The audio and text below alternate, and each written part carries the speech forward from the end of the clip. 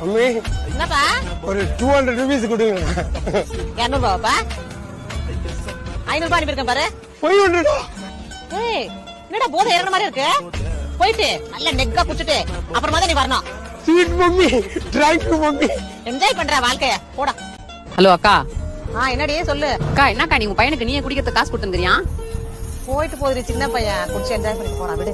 அக்கா நீயே இந்த மாதிரி பேசலாம் எப்படிக்கா? தப்புக்கா. என்னடி நான் கஷ்டப்பட்டு பெத்து வளர்த்து ஆளாக்கி அவனை படிக்க வச்சு 2 லட்சம் ரூபாய் கொடுத்து வேலையில சேர்த்து விட்டா வேலைக்கே போகாம குடுத்துட்டு இஷ்டத்துக்கு சுத்திட்டு திரியறான். அப்ப எனக்கு எப்படி இருக்கும் நீயே சொல்லு.